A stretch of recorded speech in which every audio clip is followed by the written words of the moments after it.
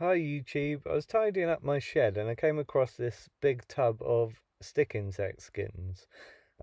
This is a particularly massive species of stick insect and the skins are particularly tough. And I thought, well, I don't want to just chuck them away. I mean, some of them are in really good condition. Some of them have got, legs snapped off and that kind of thing. But I thought, what can I use these for in some sort of project? And a while back I did a sort of a panel using all sort of mechanical parts, so like bits from inside machines and that sort of thing, all stuck on this big panel. And I was really pleased with it. So I thought what I'm going to do is use these stick insect skins to do a similar kind of panel. So I've got a couple of old brushes, a couple of bits of plywood, got a really big steel weight, a couple of bowls of Super PVA glue, some kitchen paper. I've got a nice Tamiya saw and a couple of thinner bits of plywood that I'm going to use to stick the two larger bits of plywood together. Yeah, I can really recommend these Tamiya saws. I mean, I've been calling it Tamiya since I was a kid, so it's kind of stuck. It might be pronounced Tamiya, but anyway, they're really, really brilliant saws. I can recommend them. These are the two bits of plywood, so they're just going to go across like that, stuck on with some Super PVA glue. That'll give me a really nice base to work on. So here it is with the glue underneath it. Just used really strong Super PVA glue. You can use wood flooring glue as well, it's the same sort of stuff, but don't just use normal PVA glue, it's not as good. So then I've got this other bit of plywood that I'm just resting across there. I've got this, which is a block of steel. It's really quite heavy and hard to lift with one hand, but I'll put that on the top, and then that'll just be, as the glue is setting, it'll press it down and make it nice and firm. Okay, I didn't want to hang around on this project, so even while the panels were drying, I started sticking some of the stick insect skins on. So you need a big blob of Super PVA glue underneath each skin, and then just stick them on. I'm trying to stick them on randomly. What I don't want is like rows of stick insects or anything like that. I want them at all different angles, so it looks really kind of natural. So here's a good example of how much I'm putting on each one. It's quite a big amount. But when this stuff dries, it's like plastic rubber. It's really tough stuff. This is after positioning all of the skins. You can see I've tried to be really quite random. So some of the skins are the right way up, some of them are upside down. There are males and females. So lots of different kind of shapes in here. This is all the skins that I had, so I've covered it nicely. If I'd have had more skins, I would have added even more into some of the sort of gappier places, but I don't think it's going to necessarily need it.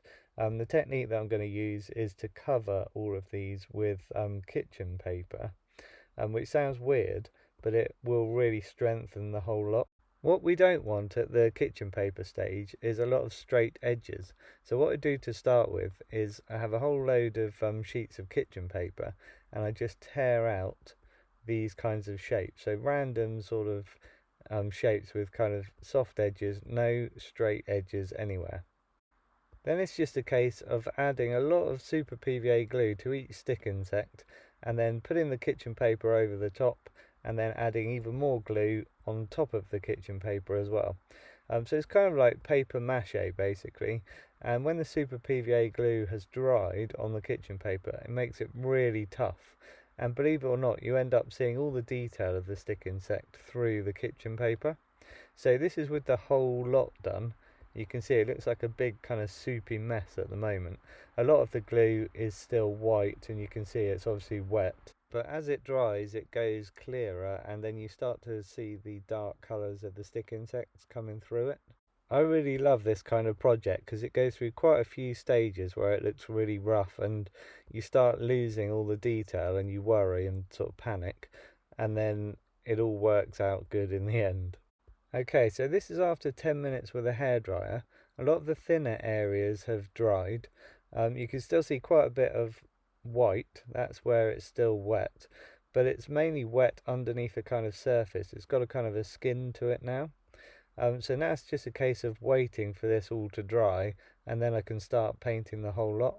One of the useful things about using a hairdryer is that it blows the hot air, and it kind of gives this kind of suction effect around each stick insect, and kind of pulls the kitchen paper down and around over each one. So it really kind of pushes the detail up through it.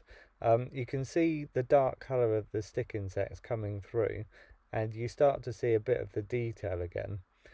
This will all disappear yet again when we paint the whole lot in one colour, but then the detail gradually comes back with different brushing techniques.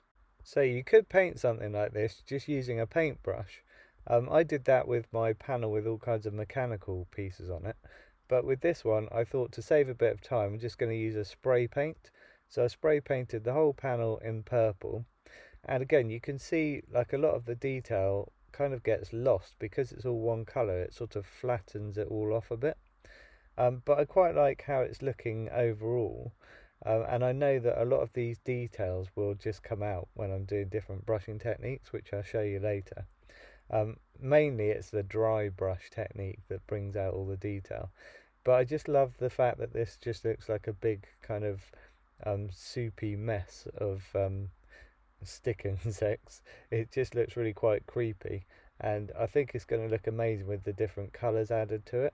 If you're watching this video and you're thinking, I really want to have a go at this technique, but I don't have access to a whole load of massive stick insect skins, you can use basically anything. So you could do like the mechanical parts like I used in my other video, anything with a bit of texture. So you could use like pine cones or just any kind of interesting shape, stick them all on, do the kitchen paper technique over the top, paint it all up like this to give you your first coat, and then start adding different colours on top.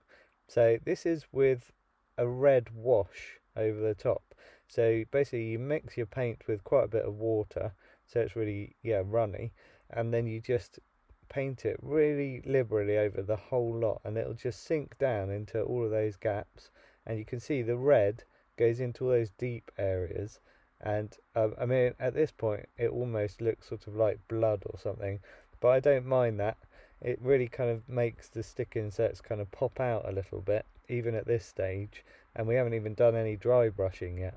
I'll leave a link at the end to the other video that I did on the panel with mechanical parts, so that'll give you an idea if you wanted to do something like that. You may have lots of kind of bits and bobs lying around, and that might be a more suitable project for you. I just did this one because I happened to breed a whole load of stick insects. Okay, I thought I would show you a bit of real-time dry brushing, because mainly in these videos what I do is I do each stage and then I show you it at the end of each stage. But this is what I'm doing. So I've got this kind of flesh coloured paint. This is mixed of yellow ochre, bit of white, bit of red. And you can see there what I did was just drag it all over the kitchen paper so there's hardly any paint left on the brush, and then I just do downward strokes, and what this does is it gives the effect of like the light coming from above hitting the different surfaces. But obviously because there's hardly any paint on the brush, you're only hitting those kind of higher up places, so all of the deeper places are left either in purple or the sort of reddish colour, and they remain really deep looking. This is just pulling out just the highlight areas, and what I do is just go over the whole lot like this really quite quickly. That's the other thing, is it's a really quite fast technique, and the paint goes a really long way. You know, you rub it on the bit of kitchen paper and you can go for quite a long time covering quite a big area before you need to add any more paint to the brush. I really love this technique, whether I'm making an individual figure or something bigger like this. The other thing you could do, of course, is you could mix different colours. So you could have a fairly bright colour that you dust on first, and then you could lighten it even more, and you could just use that colour for just the very highlight areas. On this particular one I'm just using the same colour for everything, and it seems to be working fine. The other thing you might want to try is to reverse the technique. So you do light colours in all of the deep areas, so obviously you're doing that with a wet wash, and then you use the dry brush technique but you use dark colours instead. It gives a completely different look but is also really effective. Okay, if you compare the areas that I've done with the areas that I haven't done, you'll see the difference, and you'll see how it really starts to bring out the details. Okay, this is with all the dry brushing done. You can see there's a lot of brighter areas. So what I've done is a second pass over, and I've basically tried to put the paint in all of the highest areas. So like bits of leg that stick particularly high up, that kind of thing. And I've really tried to kind of highlight the kind of the leading edge, you know, the uppermost edge of a lot of the stick insects. So again, it really gives that effect of the light catching it from one side and from above. That really helps, and it also makes all of the deeper areas look a lot more kind of shadowy and a lot deeper. So it gives depth to the whole thing. One thing I might do with this is add some sides to it and pour some resin over the top, because this is going to get really dusty and cobwebby otherwise. And with a layer of resin, that just makes it really smooth and easy to wipe. Okay, I hope this video has inspired some of you to go out and have a go yourself. Hit subscribe to see any videos that I post up in the future. Thanks for watching, and I'll catch you in the next video.